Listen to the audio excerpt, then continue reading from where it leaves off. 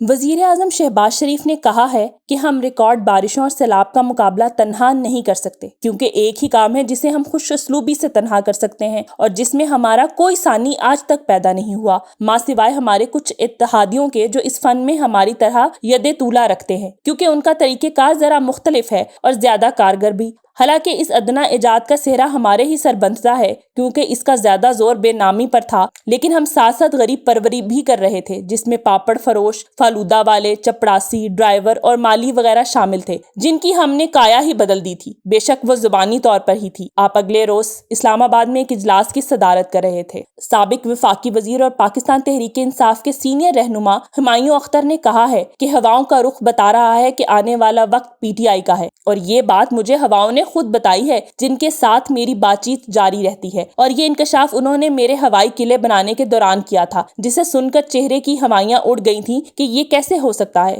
کیونکہ موجودہ ہواؤں کا رخ تو دوسری طرف ہے، تاہم یہ نہ سمجھا جائے کہ یہ ہوائی کسی دشمن نے اڑائی ہے، جبکہ میں اس ہوا کے گھوڑے پر بھی سوار تھا، اگرچہ میرا ہاتھ باغ پر نہ پاؤں رکاب میں تھا۔ آپ اگلے روز پارٹی رہنما اور متحرک کارکنوں سے خطاب کر رہے تھے۔ سابق وزیر اعظم میاں نواز شریف نے کہا ہے کہ امید ہے کہ شہباز شریف ملک کو عمران خان کے پیدا کردہ بحران سے نکالیں گے، بلکہ اس سے بھی پہلے انہیں میرے اور اپنے پیدا کردہ بحران سے ملک کو نکالنا چاہیے، کیونکہ تاریخی اور تدریجی مراحل کا خیال رکھنا بے حد ضروری ہے، اور یہ وہی تاریخ ہے جو سنہری لفظوں سے لکھی جائے گی، جبکہ میرا نمبر خان صاحب سے بھی پہلا ہے، اور یہ کام انہیں مجھ سے شروع کرنا چاہیے، جبکہ عمران خان کا نمبر ہم سب کے بعد آتا ہے، لیکن جو حکومت اب تک میری نااہلی ختم نہیں کروا سکی، وہ ملک کو بحران سے کیا نکالے گی؟ اگرچہ یہ کام بھی صرف میں ہی کر سکتا ہوں، کیونکہ مجھے بحران کی ساری پیچیدگیوں کا بخوبی علم ہے۔ آپ اگلے روز لندن سے ایک بیان جاری کر رہے تھے۔ پاکستان تحریک انصاف کے رہنما علی زیدی نے کہا ہے کہ پی پی سیلاب زدگان کی آڑ میں مال اکٹھا کر رہی ہے اور ایک طرح سے ملک کی خدمت ہی کر رہی ہے، کیونکہ بکھرا ہوا مال قطعی طور پر غیر محفوظ ہوتا ہے، جسے اکٹھا کر کے ہی بچایا جا سکتا ہے، اور یہ پارٹی شروع سے ہی فلاح عامہ کا یہ کام کرنے میں مصروف ہے اور اسے امانت کے طور پر اپنے پاس ہی رکھ رہی ہے، تاکہ ملکی ضروریات پوری کی جا سکے، جن میں سیاسی ضروریات بھی شامل ہیں،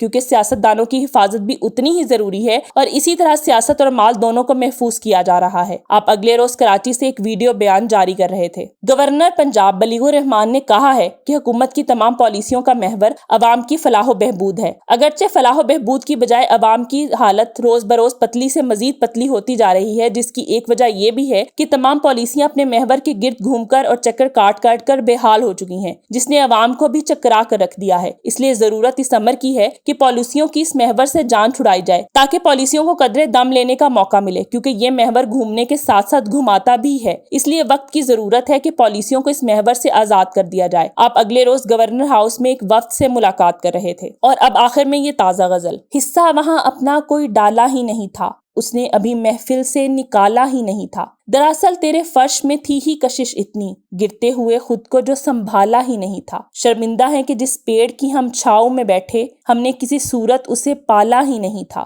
دراصل تو وہ جان ہی چھڑوانی تھی اس نے، ورنہ کوئی اس نے مجھے ٹالا ہی نہیں تھا، کوشش تھی کوئی خود سے جدا ہونے کی ہی کچھ، اس لہر نے کچھ مجھ کو اچھالا ہی نہیں تھا، ویسے تو وہ تھی ساری کہانی ہی میرے گرد، اور اس میں کوئی میرا حوالہ ہی نہیں تھا، نغمہ کوئی تھا ہی نہیں وہ سننے کے قابل، منظر وہ کوئی دیکھنے والا ہی نہیں تھا، پھیکا ہی رہا خوانے سخن سامنے اس کے، شامل جو کوئی مرچ مسالہ ہی نہیں تھا، ڈھونڈا کیے چابی جو ظفر اس کی ہم ایک عمر، دروازے پہ اس کے کوئی تالا ہی نہیں تھا۔ آج کا مطلب: کچھ دنوں سے جو طبیعت میری یکسو کم ہے، دل ہے بھرپور مگر آنکھ میں آنسو کم ہے۔